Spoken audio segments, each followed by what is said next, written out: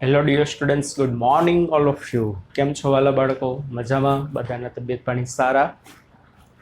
આશા રાખીએ બધા સરસ મજાનું ભણતા હશો. ચાલો, ગાઉસના નિયમને લગતી મેં તમને કીધું હતું અમુક મારે વધારાની એક્સ્ટ્રા ફોર્મ્યુલા તમને કરાવવાની છે. એના વિશે આજે આપણે જોઈએ. ચાલો, ખૂબ જ ઇમ્પોર્ટન્ટ છે. જો કન્સેપ્ચ્યુઅલ છે, ટેક્સ્ટ બુકમાં નથી પણ આપણને આવડવું જોઈએ. જુઓ, આપણને એક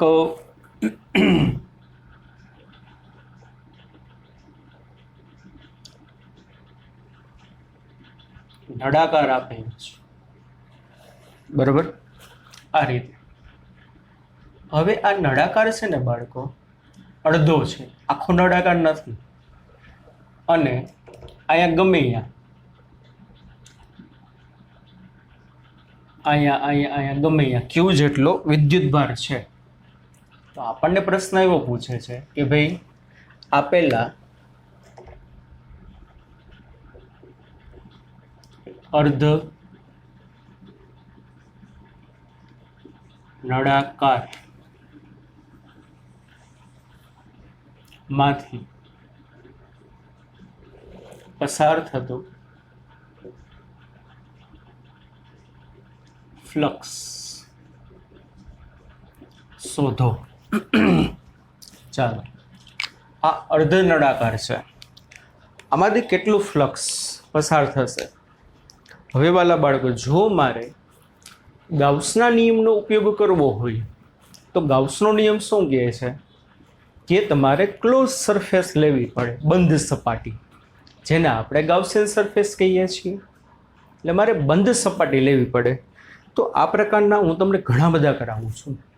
એટલે જેમ જેમ આપણે 4-5 કરશું ને એટલે તમને પ્રેક્ટિસ થઈ જશે. તો શું કરવાનું બાળકો? બંધ સપાટી તમારે બનાવવાની. અત્યારે બંધ સપાટી નથી, એક સાઈડ ક્લોઝ છે પણ આ સાઈડ ઓપન છે. તો શું કરો? વિદ્યુત ભારને ગમે એમ કરીને બંધ સપાટીમાં મૂકી દો. તો આમાં મારે બંધ સપાટી બનાવવી હોય તો હવે મારે શું કરવું પડે? અહીંયા જ એટલી લંબાઈનો જ બીજો અડધો નળાકાર છે એવી કલ્પના કરી શકાય. સમજાય છે કે નહીં? તો હવે કહી શકાય કે આ ક્યુ જેટલો વિદ્યુત ભાર આખા નળાકારની અંદર છે. Charge Q enclosed by cylinder. મને અડધો આપ્યો તો અડધો બાજુમાં મેં દોરી લીધો. તો આપણે એમ કહી શકીશું આપેલા આખા નળાકાર માંથી પસાર થતું ફ્લક્સ કેટલું હશે બાળકો? ફાઈ બરાબર આખા નળાકાર વડે ઘેરાતો વિદ્યુત ભાર ના છેદમાં એપ્સિલોન 0 થાય. પણ મને તો શું પૂછ્યું તું? અડધો નળાકાર આપ્યો હતો. તો શું થશે? માટે અર્ધ નળાકાર માંથી પસાર થતું ફ્લક્સ, બોલો બાળકો કેટલું થાય? ફાઈ બરાબર હાફ નળાકાર છે, હાફમાં બી આ આખા નળાકારમાંથી કેટલું પાસ થયું? ક્યુના છેદમાં એપ્સિલોન 0. 2 મિનિટ માટે એવો વિચાર કરો. આ નથી, કારણ કે આ ક્ષેત્ર રેખા આમ ગઈ હશે, આમ ગઈ છે. ટોટલ જે છે ટોટલ આટલું છે, પણ મારે તો અડધો નળાકાર જ હતો, બ્લેક કલરનો ભાગ છે. સિમ્પલ, ક્યુના છેદમાં 2 એપ્સિલોન 0. આના કરતાં કેવું આવશે? અડધું આવશે. સમજાણું કે નહીં? ચાલો, પછી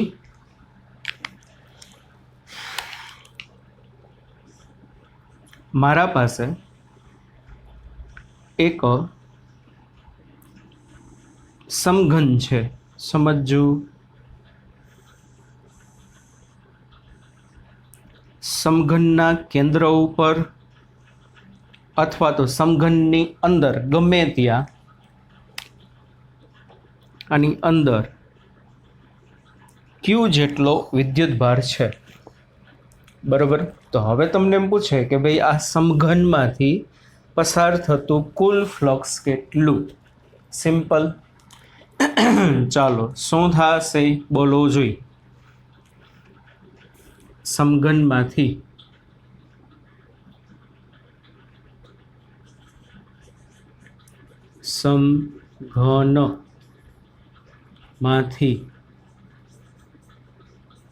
પસાર થતું કુલ ફ્લક્સ કેટલું થશે? ફાઈ ટોટલ બરાબર ક્યુના છેદમાં એપ્સિલોન 0. સિમ્પલ. આ તો બધાને આવડે કે ભાઈ સમઘનની અંદર કેન્દ્ર ઉપર અથવા ગમે ત્યાં વિદ્યુતભાર પડ્યો હોય તો આખા સમઘનમાંથી માની લો રૂમ છે, અહીંયા સેન્ટર ઉપર વિદ્યુતભાર છે, તો આખા રૂમમાંથી બહાર આવતું કુલ ફ્લક્સ કેટલું હશે? Sigma by epsilon 0. પ્રશ્ન તમને શું પૂછે? આ સમઘનને 6 બાજુ હશે. સમઘનને બાળકો કેટલી બાજુ હશે? 6 બાજુ હશે. તો તમને એમ પૂછે કે સમઘનના કોઈ એક સમતલમાંથી 6 સમતલ હોય, બરાબર ને? તમારા રૂમમાં 6 સમતલ હોય, ઉપર નીચે ડાબી જમણી આગળ અને પાછળ. તો સમઘનના કોઈ એક સમતલમાંથી પસાર થતું ફ્લક્સ કેટલું બોલો? આવડવું જોઈએ. અહીંયા વિદ્યુતભાર છે, એક ક્ષેત્ર રેખામ, એક આમ, એક પાછળ, એક ઉપર, એક નીચે. આપણે આટલાની જ કલ્પના કરીએ. તો મને કોઈ એક સપાટીમાંથી કીધું તો આખાનું કેટલું હતું? ક્યુ બાય એપ્સિલોન 0. તો કોઈ એક સરફેસનું, કોઈ એક સપાટીનું કેટલું થાય? આનું છઠ્ઠા ભાગનું. કેટલું થશે બાળકો? આનું છઠ્ઠા ભાગનું. તો શું થશે? સમઘનના કોઈ એક સમતલ અથવા તો સપાટી માંથી પસાર થતું flux phi surface is equal to Q by 6 epsilon 0. સમઘનની કોઈ એક સરફેસમાંથી ઝૂમ ઝૂમ ઝૂમ ઝૂમ, આમ બહારની બાજુ ઝૂમ, અંદરની બાજુ ઝૂમ. તો કોઈ એકમાંથી, આખામાંથી આટલું થયું, તો કોઈ એક સપાટીમાંથી કેટલું થાય? આટલું. હવે બધી સપાટીનો તમે સરવાળો કરો તો શું થાય? બધી સપાટીઓનો તમે સરવાળો કરો તો શું થાય? આટલું થઈ જશે. ક્યુ બાય 6 એપ્સિલોન 0 6 વાર. રેડી? ચાલો પછી તમને પ્રશ્ન એવો પૂછે, સમઘનના કોઈ એક ખૂણામાંથી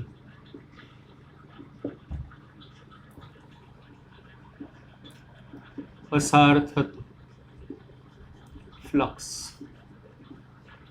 બાળકો સમઘન એટલે તમે જે રૂમમાં બેઠા છો એને કેટલા ખૂણા હશે? 8 ખૂણા હોય. કેટલા ખૂણા હશે? 8 ખૂણા હશે. તો શું થશે? ટોટલ આટલું છે તો 5 કોર્નર કેટલું થશે? ક્યુના છેદમાં, હવે આવડવું જોઈએ, 8 એપ્સિલોન 0. પછી ચોથું,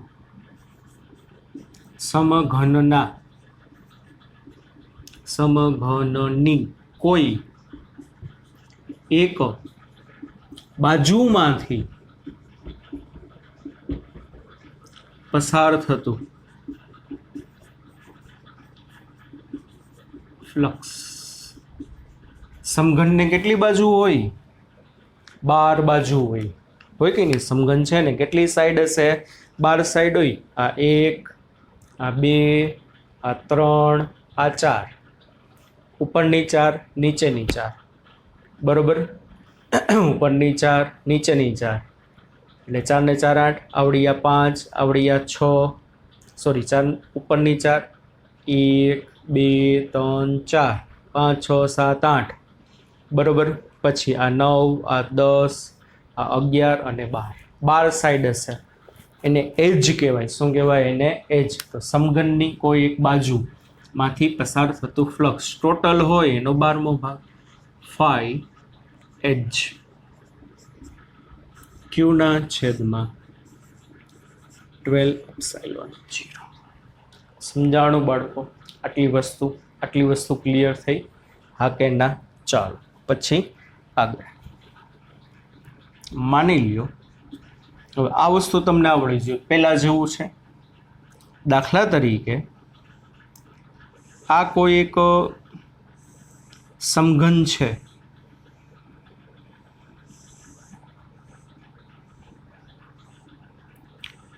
હવે આ કેસમાં શું હતું કે સમઘન છે ને વાલા બાળકો, એની અંદર વિદ્યુત ભાર હતો. ક્યાં હતો? એની અંદર. પણ માની લ્યો વિદ્યુત ભાર એની કોઈ એક સપાટી ઉપર હોય, દાખલા તરીકે અહીંયા છે, ક્યુ જેટલો ચાર્જ. સમજાય છે કે નહીં? દાખલા તરીકે આપણો અસમઘન છે 1 2 3 4 5 અને 6 સપાટી છે, 6 સમતલ છે. અત્યારે મારા વાલા બાળકો વિદ્યુત ભાર માની લો અહીંયા છે. હવે આવડવું જોઈએ, જો વિદ્યુત ભાર અહીંયા હોય તો આ સમઘનમાંથી કેટલું ફ્લક્સ પસાર થાય? બોલો જોઈએ. જો વિદ્યુત ભાર અહીંયા હોય તો આ સમઘનમાંથી કેટલું ફ્લક્સ પસાર થાય? પહેલાં તો વિચારો, વિદ્યુત ભાર અંદર હોય તો ઘેરાયેલો કહેવાય, ક્લોઝ સરફેસમાં. પણ અત્યારે તો અહીંયા છે, તો આ સાઈડનું તો બધું ઓપન છે. તો મારે શું કરવું પડે બાળકો? અહીંયા વિદ્યુત ભાર છે એને ક્લોઝ કરવા માટે, શું એને ક્લોઝ કરવા માટે બાજુમાં મારે બીજા કોઈ એક સમઘનની શું કરવી પડે? કલ્પના કરવી પડે કે નહીં? તો હવે ખબર પડી જાય. જુઓ, પહેલાં વિદ્યુત ભાર જે હતો ક્યાં હતો? અહીંયા હતો. તો આ સાઈડ ઓપન હતી, તો બાજુમાં એક બીજો સમઘન મૂકી દો.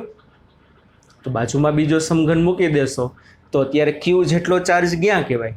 બે સમઘન વડે ઘેરાતો વિદ્યુત ભાર. તો આ બે સમઘનમાંથી જો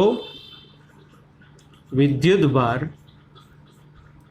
સમઘનની કોઈ એક સપાટી પર હોય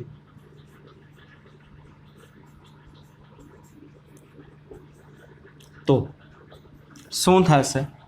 બાજુમાં એક બીજા સમઘનની કલ્પના કરીએ. હવે તમને દેખાય વિદ્યુત ભાર બે સમઘન વડે ઘેરાઈ ગયો છે. તો ફાઈ ટોટલ કેટલું થાય? ક્યુ બાય એપ્સાઇલોન 0.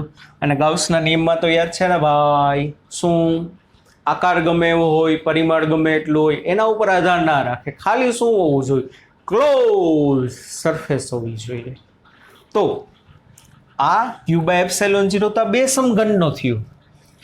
મને તો શું કીધું તો જે બ્લુ કલરનો જે સમઘન છે એની સપાટી ઉપર છે, તો આપેલા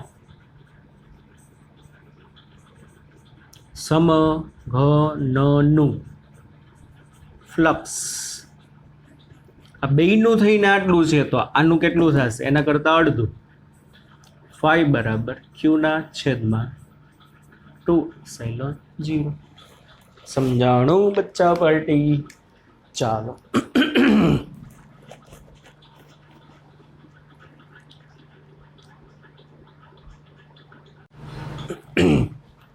ચાલો આગળ જોઈએ.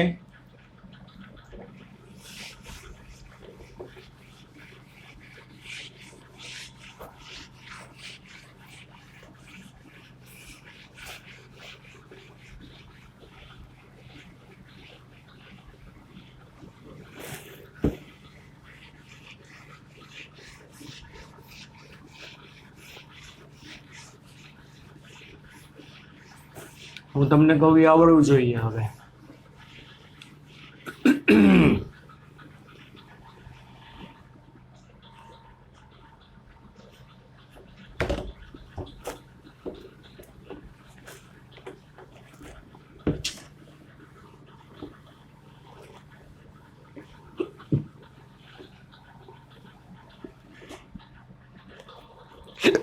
ઇમેજિન જ કરવાનું છે.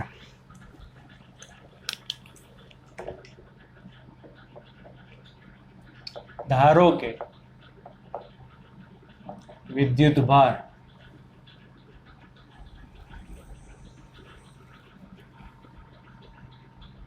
સમઘનની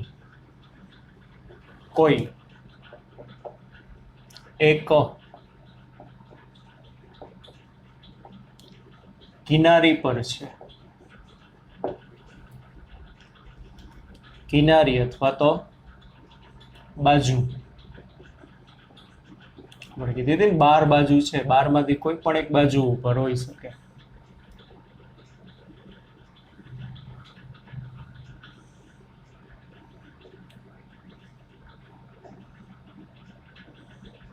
રેડી? આ રીતે સમઘન છે.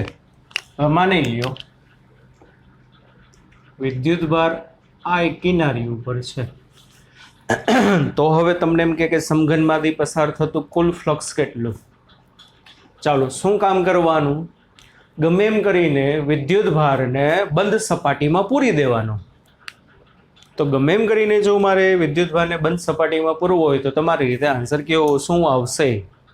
ચાલો 1 2 3 હું કરાવું છું. શું થાય? માની લો આ સમઘન છે, વિદ્યુત ભાર અહીંયા કિનારી ઉપર પડ્યો છે. તો કિનારી ઉપર પડ્યો હોય તો એને પેક કરવા માટે હું શું કરું ખબર છે? અહીંયા ઉપર એક બીજો સમઘન મૂકી દઉં. અહીંયા ઉપર એક બીજો સમઘન મૂકી દઉં. હાલો, ઓકે, ડન. તો અહીંયા ઉપર એક બીજો સમઘન મૂકી દઉં તો વિદ્યુત ભાર અહીંયા પડ્યો હોય તો અહીંથી હું જોઉં તો આ બાજુ તો બધું ઓપન કહેવાય. તો બે સમતલથી વિદ્યુત ભાર પેક નહીં થાય. પેક થશે ક્યારે થશે? સમતલ ઉપર હોય તો. અહીંયા સમતલ ઉપર હોય ને અહીંયા એક સમઘન મૂકી દઉં તો ઘેરાઈ ગયો. પણ અત્યારે તો આ કિનારી ઉપર છે. તો અહીંયા કિનારી ઉપર વિદ્યુત ભાર છે. અહીંયા હવે આખું સમઘન છે, એક સમઘન અહીંયા મૂકું તો શું થાય? ઉપર તો જો બધું ઓપન છે. તો કોક કે આ મૂળ સમઘન એક હતો, અહીંયા કિનારી ઉપર હતો, એની બાજુમાં એક બીજો સમઘન મૂક્યો.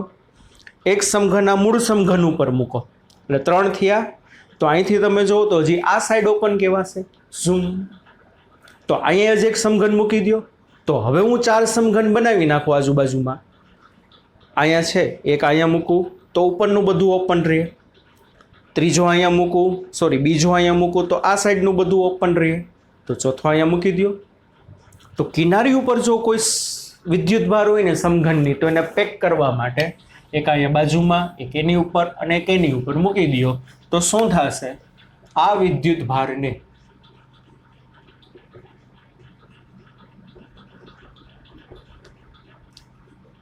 બંધ સપાટી વડે ઘેરવા કુલ 4 સમઘનની જરૂર પડે. હવે આકૃતિ નથી દોરતો, તમે તમારી રીતે દોડ નાખજો.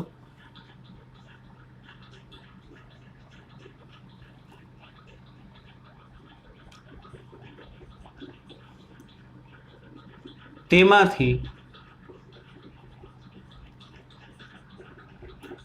પસાર થતો ફ્લક્સ બોલો. તેમાંથી પસાર થતો ફ્લક્સ કેટલું હોય? phi બરાબર Q/ε0 માટે આપેલા એક સમઘન માંથી પસાર થતું ફ્લક્સ કેટલું થશે? phi બરાબર આના માટે Q/4ε0. રેવડી બાળકો સમજાણું. ચાલો એક છેલ્લો કેસ આનો સમઘનનો. હવે ક્યાં હોઈ શકે? કલ્પના કરો. ધારો કે વિદ્યુત ભાર સમઘનના કોઈ એક ખૂણા પર છે, બરોબર. જુઓ,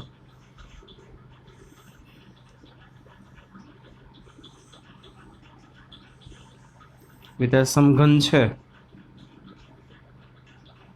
ને વિદ્યુત ભાર છે ને બાળકો અહીંયા છે. ચાલો, તો શું થશે? આને ક્લોઝ સરફેસમાં પેક કરવા માટે કેટલા સમઘનની જરૂર પડે? એક છે, હજી કેટલાની જરૂર પડે? વિડીયો પોઝ કરી જાતે વિચારવાનું છે 2 મિનિટ. ચાલો હું કરાવું છું. 1 2 3. જુઓ, આ ખૂણા ઉપર છે અહીંયા, બરાબર. હવે અહીંયા હોય તો એક મૂળ સમઘન, બીજો અહીંયા તો હજી પેક ના થયો, ત્રીજો સમઘન પહેલો અહીંયા, બીજો એની આગળ, ત્રીજો અહીંયા, ચોથો અહીંયા. તો અહીંયા આના માટે બધું ઉપરનું ઓપન કહેવાય. કલ્પના કરીને જમવું, જેનો ઇમેજિનેશન પાવર સરખો હશે ને બધા આવશે સમજવાની. અહીંયા છે તો અત્યારે આ સાઈડ ઓપન, આ સાઈડ ઓપન, આ સાઈડ ઓપન, ઉપરનું બધું ઓપન. તો અહીંયા મૂકી દઉં, એક અહીંયા મૂકી દઉં, એક અહીંયા મૂકી દઉં, એટલે ટોટલ 4 થયા. પણ અહીંયા મૂકી દઉં તો હજી ઉપર તો આખું ઓપન જ છે બધું. તો આની ઉપર એક મૂકું તો હજી આ સાઈડ, આ સાઈડ, આ સાઈડ ઓપન. અહીંયા હજી એક મૂકું, અહીંયા હજી એક મૂકું, અહીંયા એક મૂકું. તો એ તમે 8 સમઘન બનાવો ને, તો જો ખૂણા ઉપર રહેલો વિદ્યુત ભાર 8 સમઘનના ક્યાં આગળ આવે? સેન્ટર ઉપર આવે. ક્યાં આગળ આવશે? સેન્ટર ઉપર. સમજાય છે કે નહીં? તો ચાલો, શું થશે? આ વિદ્યુત ભારને બંધ સપાટી વડે ઘેરવા, આ વિદ્યુત ભારને બંધ સપાટી વડે ઘેરવા કુલ 8 સમઘનની જરૂર પડે. માટે Q/ε0 માટે આપેલ સમઘનનું ફ્લક્સ કેટલું થાય? phi = Q/8ε0. સિમ્પલ. આના માટે Q/4ε0. અને 4ની જરૂર પડે, અને 8ની જરૂર પડે. રેડી? સમજાય છે કે નહીં? એક બીજી વસ્તુ, હવે કોઈ કહેશો કે સમઘન આ ખૂણા ઉપર બેઠો હોય, તો એ ખૂણા ઉપર બેઠો હોય તો એને કેટલી સરફેસ દેખાશે? સમઘન એ ખૂણા ઉપર બેઠો છે તો મને આનું ફ્લક્સ મળી ગયું. આનું ફ્લક્સ કેટલું આવ્યું? Q/8ε0. તો હવે આને કેટલી સરફેસ દેખાય? અહીંથી જે વિદ્યુતભાર જે ક્ષેત્ર આવે, સમજો, અહીંયા ખબર પડશે જાજી. આને જે છે અહીંથી જે ક્ષેત્ર રેખા આવશે ને, એક આમાંથી પાસ થશે, એક આમાંથી પાસ થશે, અને એક આ જે બહારની છે ને એમાંથી પાસ થશે. આ સાઈડમાંથી પાસ નહીં થાય, પાછળમાંથી પાસ નહીં થાય, ઉપરમાંથી પાસ નહીં થાય. કલ્પના કરીને વિચારો, તમે જે રૂમમાં બેઠા છો, માની લો ખૂણો છે, તો એ જે ખૂણો છે એ દિવાલ ઓલી ક્ષેત્ર રેખાઓ સીધી બધી આવતી હશે, તો એ દિવાલમાંથી પાસ થાય તો કે ના થાય, આ દિવાલમાંથી પાસ થાય તો કે ના થાય, ઉપરની દિવાલમાંથી પાસ થાય તો કે ના થાય. તો એને 3 સપાટી દેખાય. સામેની સપાટીમાંથી જાય, એક આમાંથી જાય, અને એક નીચેનામાંથી જાય. તો જો વિદ્યુતભાર ખૂણા ઉપર હોય ને, તો આખા સમઘનનું આટલું થાય. અને આ જ કેસમાં કોઈ એક સમતલમાંથી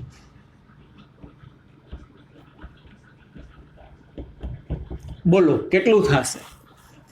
કોઈ એક સમતલમાંથી, આ કોનું કહેવાય? 3 સમતલનું ભેગું થઈને કહેવાય આખા સમઘનનું.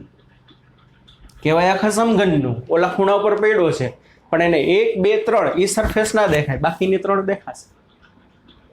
સમજાય છે કે નહીં? કહેવાય કોનું? આખા સમઘનનું કહેવાશે. બરોબર. તો ચાલો, શું થશે?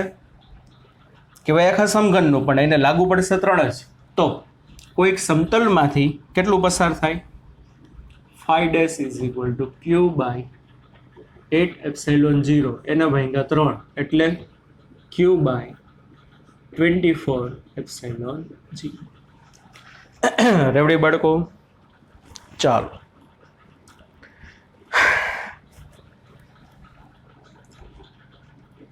એક સમઘન છે.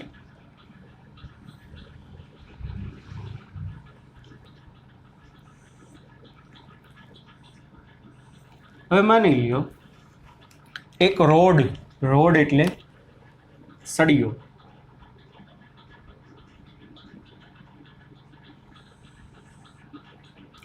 સમઘનમાંથી પસાર થાય છે. એની ડેન્સિટી છે કંઈક પોઝિટિવ.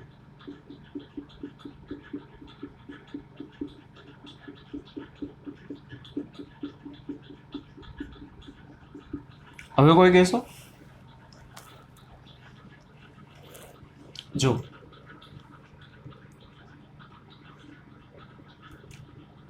એલ લંબાઈ તથા લેમ્બડા જેટલી વિદ્યુત ભાર ઘનતા ધરાવતા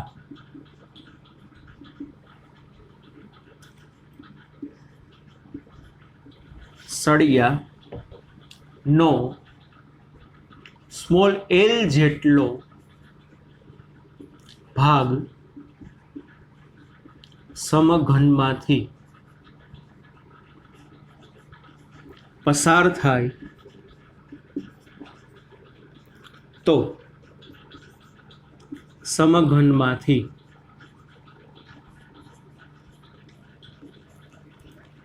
પસાર થતું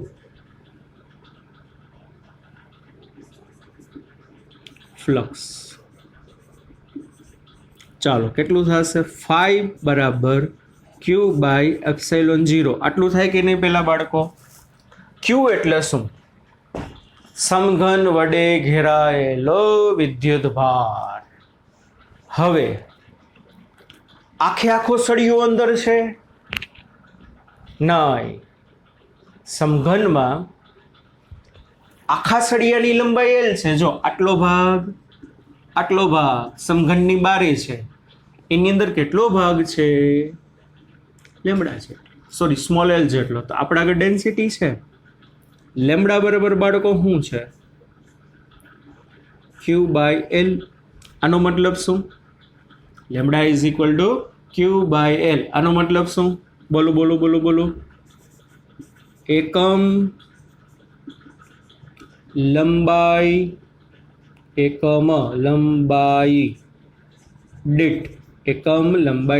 દીઠ વિદ્યુત ભાર કેટલો હોય? લેમ્બડા જેટલો હોય. તો મારે તો સમઘનની અંદર કેટલો છે? સ્મોલ એલ જેટલો ભાગ છે. સ્મોલ એલ જેટલો ભાગ અથવા તો કેટલો હશે સમઘનની અંદર? માની લ્યો સમઘનની બાજુની લંબાઈ એ છે. શું છે? સમઘનની બાજુની લંબાઈ એલ છે. તો અંદર કેટલો ભાગ હશે? એ જેટલો ભાગ હશે. તો જો સમઘનની અંદર એકમ લંબાઈ વાળો સળિયો પડ્યો હોત ને તો સમઘન વડે ઘેરાયેલો વિદ્યુત ભાર લેમ્બડા કહેવાત. પણ અત્યારે તો સમઘનની અંદર કેટલો છે? એ જેટલો ભાગ છે. તો એ લંબાઈનો વિદ્યુત ભાર Q. તો Q બરાબર વાલા બાળકો શું થશે? A into lambda. અંદર જેટલો ભાગ હોય E બરાબર. તો 5 બરાબર A ઇન્ટુ લેમ્બડા ના છેદમાં એપ્સિલોન 0. શું થશે બાળકો? A into lambda into upon epsilon. A એટલે શું? સમઘનની અંદર જેટલો સળિયાનો ભાગ છે તેની લંબાઈ. સમઘનની અંદર રહેલા સળિયાની લંબાઈ. સિમ્પલ. લેમ્બડા એટલે શું થશે? એની ડેન્સિટી. આ જ વસ્તુ તમે આમ લખી શકો 5 બરાબર A લેમ્બડાની બદલે Q by L into epsilon 0. આ રીતે થાય. સમજાણું કે નહીં બાળકો? ચાલો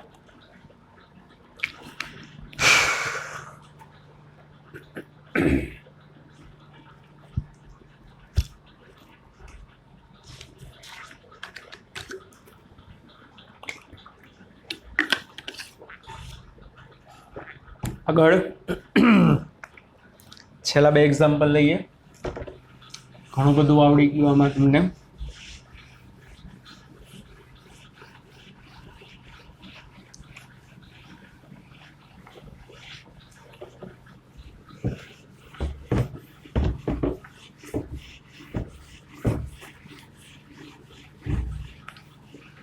જુઓ,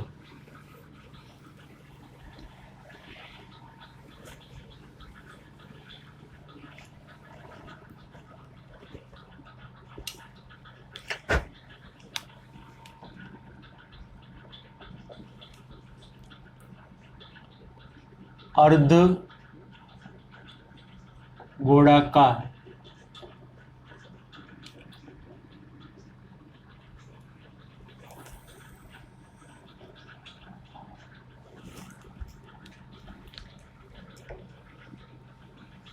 अर्धगोळो.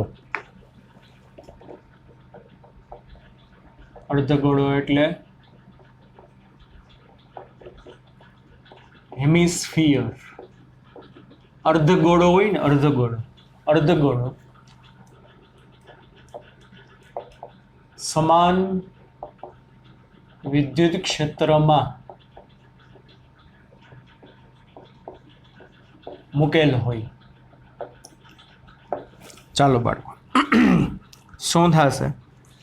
અર્ધગોળો છે ને સમાન વિદ્યુત ક્ષેત્રમાં મૂકેલો હોય. જુઓ, અર્ધગોળો છે, અડધો ગોળો છે.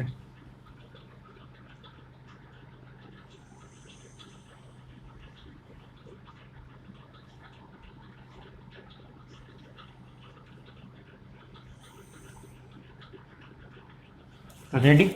એ અર્ધગોળો છે બાળકો, એ શેમાં મૂકેલો છે? યુનિફોર્મ ઇલેક્ટ્રિક ફિલ્ડમાં.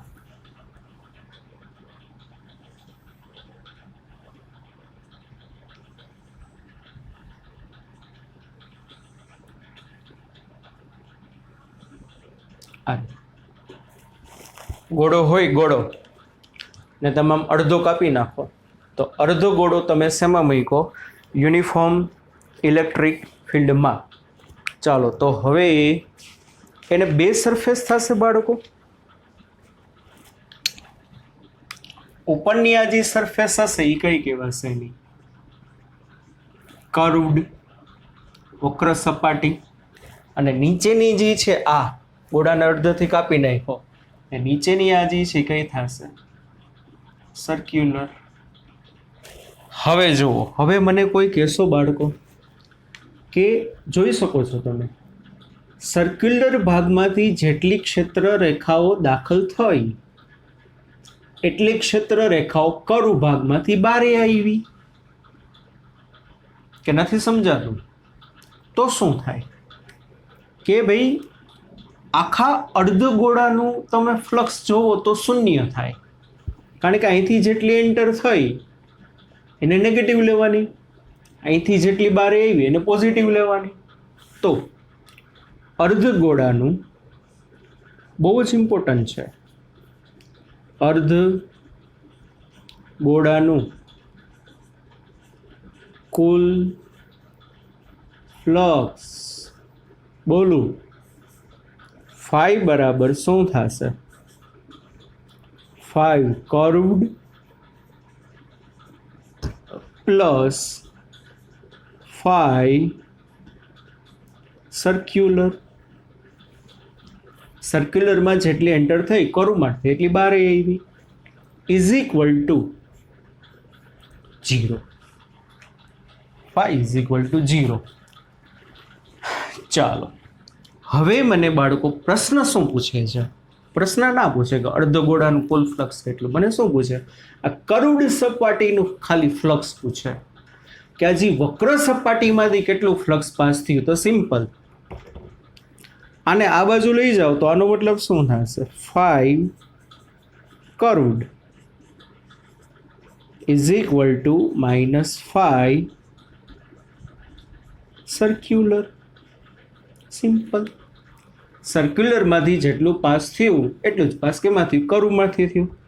ચાલો આ માઇનસ એમને સર્ક્યુલર ભાગ માટે એ કોસ થીટા. ચાલો આ માઇનસ એ એટલે શું વાલા બાળકો? સર્ક્યુલર ભાગનું ક્ષેત્રફળ. માની લો આ અર્ધ ગોળો હતો, આર ત્રિજ્યાનો હતો. કેટલી ત્રિજ્યાનો હતો? આર ત્રિજ્યાનો. તો શું થશે અહીંયા? પાઈ આર સ્ક્વેર. કોઈ કહેશો બાળકો સર્ક્યુલર ભાગ માટે ઈ અને એ વચ્ચેનો એંગલ કેટલો? ઉપર કર્વ સરફેસ છે, નીચે આ સર્ક્યુલર સરફેસ છે. જોવો જોઈએ ક્ષેત્ર zoom zoom zoom zoom zoom zoom zoom zoom zoom અંદર એન્ટર થાય છે, પણ આ ભાગનો એરિયલ વેક્ટર નીચે હોય. સમજાય છે કે નહીં? આ સરફેસ આમ છે, આમ જો અડધો ગોળો, એનો એરિયલ વેક્ટર ક્યાં આવશે? નીચે. તો આ જે ડિરેક્શન થશે આ કોની થશે? એ સદિશની. અને ડિયર બચ્ચા પાર્ટી આ જે થશે ઈ સદિશની. તો જો બે કેવા છે? અપોઝિટ. અહીંયા આવે cos 180 અને cos 180 એટલે -1 એટલે minus e into pi r square -1 minus minus plus એટલે e into pi r square કેના બરાબર? ફાઈ કરોડ બરાબર. હવે હમ જાણું બાળકો. ચાલો તો પ્રશ્ન શું પૂછી શકે કે અર્ધગોળો સમાન વિદ્યુત ક્ષેત્રમાં મૂકેલો હોય. 3 MCQ. અર્ધગોળાનું કુલ ફ્લક્સ તો કે 0.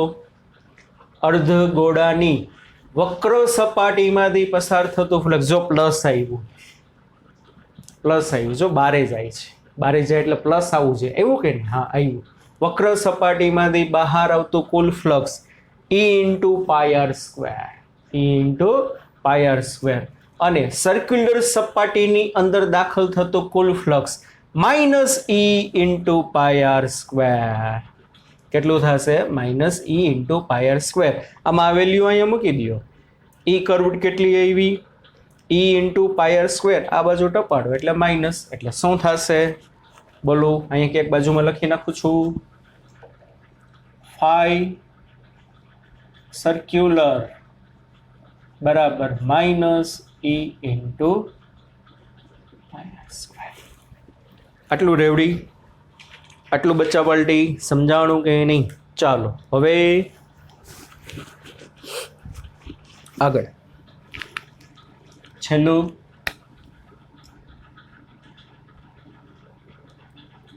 અર્ધગોળો અસમાન વિદ્યુત ક્ષેત્ર. અર્ધગોળો એટલે હેમિસ્ફિયર. અસમાન વિદ્યુત ક્ષેત્રમાં મૂકેલ હોય. ચાલો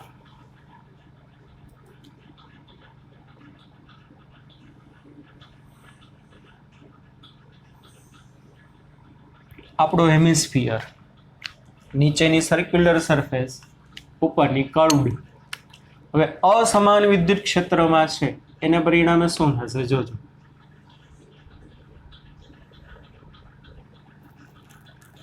અસમાન વિદ્યુત ક્ષેત્રમાં છે એટલે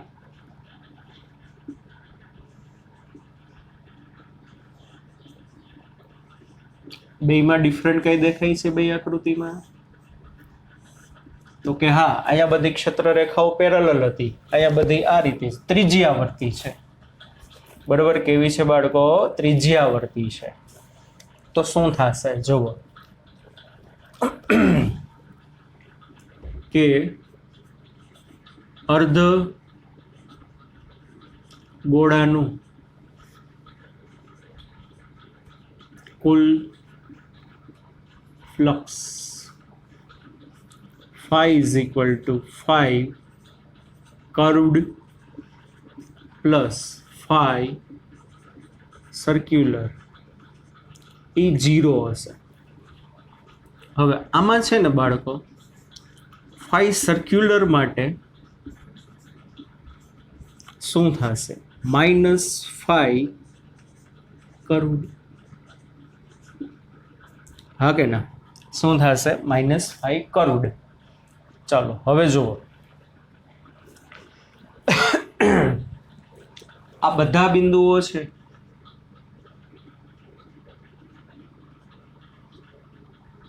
આ બધા બિંદુઓ માટે બાળકો શું થશે? બોલો છો. હું ખાલી આ ખંડ લઉં, આ ખંડ, તો ઈ ખંડ માટે ફ્લક્સ કેટલો થાય? E a cos θ. સોરી, ઈ આ ખંડનું તમે ખાલી લ્યો ને, કેટલું થાય? E da cos θ. કેમ E da cos θ? કારણ કે આ તો નાનો એવો ખંડ છે. da એટલે આ ખંડનો ક્ષેત્રફળ, થીટા એટલે E અને da વચ્ચેનો એંગલ. આપણી આ કર્ડ સરફેસ હતી, અહીંથી આમ સપાટીને લંબરૂપે આ બારે આવ્યું, તો આ ભાગનો તમે એરિયલ વેક્ટર જુઓ તો આ દિશામાં જશે. એ સદિશ, da સદિશ અને આ E સદિશ. તો અહીંયા આવશે E da cos 0 એટલે E da. આ ભાગ માટે કોઈ કહેશો અહીંયા ક્ષેત્ર E છે તો અહીંયા E જોઈએ. કેમ E હશે? કારણ કે કેન્દ્રથી તો બધા કેવા અંતરે છે? R R R અંતરે. આ ખંડનો એરિયલ વેક્ટર ઉપર, આ E સદિશ, આ da સદિશ. તો આ ભાગ માટે શું થશે બાળકો? E da cos 0, E da cos 0, E da cos 0, E da cos 0, E da cos 0, E da cos 0, E da cos 0, E da cos 0. તો કર્વડ સરફેસ માટે કોના માટે? Sigma all E da cos 0. આ minus બધા da da da da da da da તમે ભેગા કરો તો અર્ધગોળાનું ક્ષેત્રફળ મળે. કોનું મળે તમને? અર્ધગોળાનું. સિગ્મા ઓલ da બરાબર અર્ધ ગોળાની વક્ર સપાટીનું ક્ષેત્રફળ. આખા ગોળાનું હોય 4πr², તો અર્ધગોળાનું 2πr². એટલે અહીંયા આવશે E into 2πr². E as it is 2πr² અને cos 0 એટલે 1. એટલે આ થયું -E into 2πr². કે જ્યારે અર્ધગોળો અસમાન ક્ષેત્રમાં હોય ત્યારે સર્ક્યુલરનું કેટલું? -E into 2πr². અને સમાન ક્ષેત્રમાં હોય તો સર્ક્યુલરનું કેટલું? -E into πr². અને આના ઉપરથી 5 curved plus E into 2πr².